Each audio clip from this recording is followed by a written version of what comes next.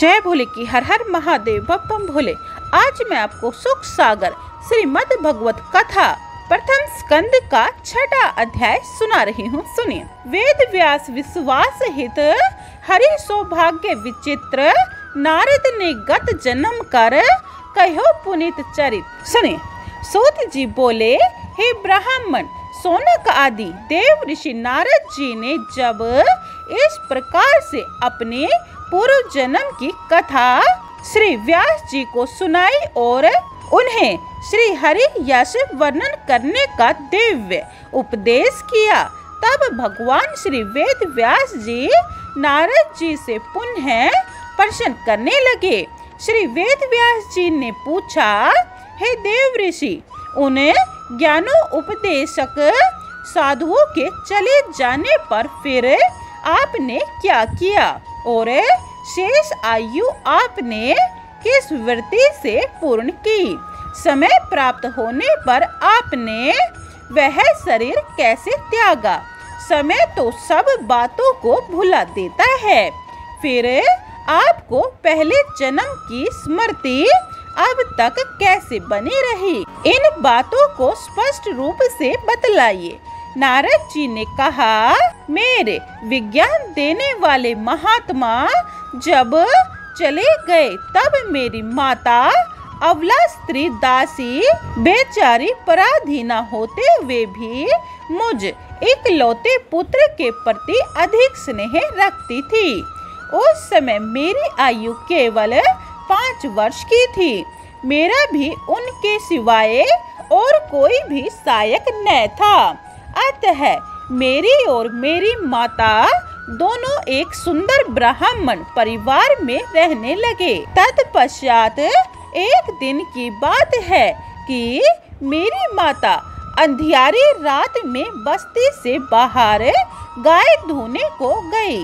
वहां पर रास्ते में उनको काले सांप ने डस लिया, जिससे वह बेचारी वहां मर गई। तब मैंने विचारा कि इनका देहावसान ऐसा ही लिखा था। यह जो बंधन था वह भी छूट गया। भगवान की मुझ पर परम कृपा है, ऐसा मानकर मैं वहां से भगवान को स्मरण करता हुआ उत्तर दिशा की ओर चल पड़ा। हे व्यास जी, जब मैं आगे चला तब रास्ते में मुझे बड़े बड़े शहर, पुर, गांव और अहीरों की सुंदर सुंदर बस्तियां, खाने, खेड़े, बावड़ी, नदी, वन, उपवन आदि बहुत मिले। विचित्र सुंदर पर्वत रंग बिरंगी धातुओं को धारण कर रहे थे। जलों से पूर्ण सरोवर चित्त को अपनी ओर खींच रहे थे। कहीं कहीं बड़े बड़े विशाल वृक्ष, जिन पर पक्षी मधुर मधुर शब्द कर रहे थे और उनकी बड़ी बड़ी शाखाएं जंगली हाथियों द्वारा तोड़ दी गई थी। आगे बड़ा ही भयानक निर्जन वन मिला, जहां पर बड़े बड़े अजगर सांप डोल रहे थे। ऐसा गहन वन में जब मैं पहुंचा तब तृष्णा और भूख से व्याप्त होकर मैंने नदी में स्नान कर तथा मधुर शीतल जल पीकर अपनी मार्ग की थकावट दूर की।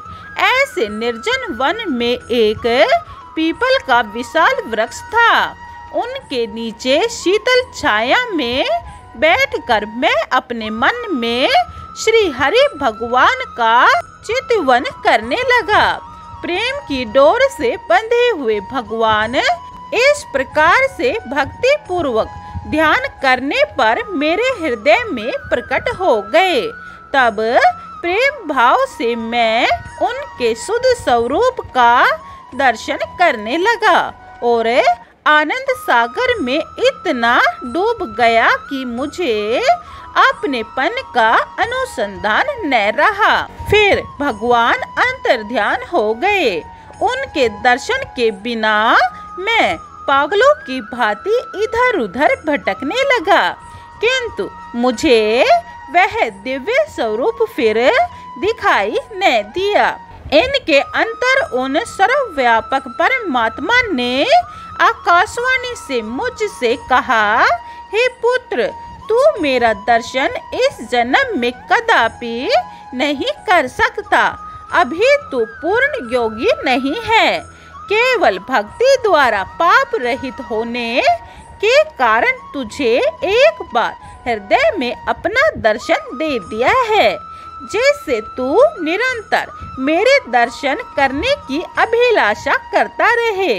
जो साधक मेरा दर्शन करना चाहता है वह और समस्त संसारिक कामनाओं को तृण के समान त्याग देता है। कुछ काल तक संतों का सत्संग करने से तेरा दृढ़ निश्चय मेरी प्राप्ति के लिए हुआ है। अब इस कलंकित शरीर को त्याग कर तू मेरा पार्षद होगा और मेरी कृपा से यह तेरी स्मृति सृष्टि के प्रलय होने पर भी नष्ट न होगी। ऐसा कहकर वे परमात्मा शांत हो गए। तब मैं उसी काल से लेकर इधर उधर परमेश्वर का नाम संकीर्तन करता हुआ पृथ्वी पर विचरने लगा।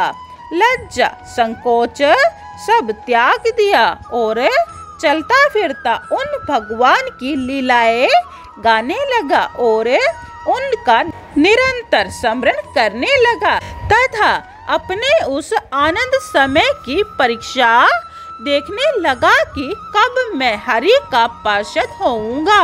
वह कौन सा पुण्य समय आवेगा जब मेरा इस देह से छुटकारा होगा। हे व्यास जी, इसी तरह से कुछ समय बीतने पर मेरा भी अंतकाल हो गया। मेरे पंच भौतिक शरीर के मुझसे पृथक हो जाने पर मुझे भगवान का पार्षद बनने का शुभ अवसर प्राप्त हुआ। कल्प की समाप्ति पर जब श्री नारायण भगवान अंतरशैया पर प्रलय के जल में सो गए, तभी इस संपूर्ण विश्व को समेटकर ब्रह्मा जी उनके अंदर प्रवेश करने लगे।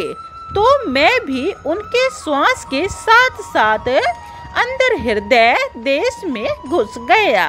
एक सहस्त्र चतुर्युगी व्यतीत होने पर श्री ब्रह्मा जी ने अपनी निद्रा त्याग दी और सृष्टि की रचना करनी चाहिए। तब उनकी इंद्रियों से मरीचि, अत्रि, अंगिरा आदि ऋषियों के साथ साथ मेरा भी जन्म हो गया। हे व्यास जी, तभी से मैं हरि भगवान की परम अनुकंपा से कहीं भी रुक नहीं सकता। समस्त लोकों में मेरी गति है और देवताओं की दी हुई सुंदर वीणा बजाता हूँ तथा हरि कथाओं को गाता हुआ ब्रह्मांड में भ्रमण करता हूँ। हरि गुणगान से मुझे हृदय में भगवान निरंतर दर्शन देते रहते हैं। विषय भोगों की इच्छा से आतुर चित्त वाले मनुष्य को संसार सिंधु से तरने के लिए श्री भगवान का भजन ही नौका रूप है और अन्य कोई सहारा नहीं। हरि सेवा से जैसा मन शांत होता है वैसा यम नियम आदि से नहीं होता। हे व्यास जी, आपने जो कुछ भी पूछा वह सब बता दिया। सूत जी बोले, इस प्रकार से कहकर वीणा बजाते हुए श्री देव ऋषि नारद जी चले गए। अहो, यह देव ऋषि धन्य है जो अपनी वीणा से हरि कीर्तन गाते हुए जीवों का कल्याण करते हुए समस्त लोकों में भ्रमण करते हैं और उन्हीं के हृदय में रमण किया करते हैं। छठा अध्याय समाप्तम। जय भोले की 7वां अध्याय यह आप दूसरी वीडियो में सुने। जय श्री कृष्ण। ओम नमो भगवते वासुदेवाय। जय भोले की हर हर महादेव बम बम भोले। अगर आपको सुख सागर पूरी सुननी है तो यह चैनल सब्सक्राइब कर ले और कमेंट में जय भोले के लिखें। जय भोले की।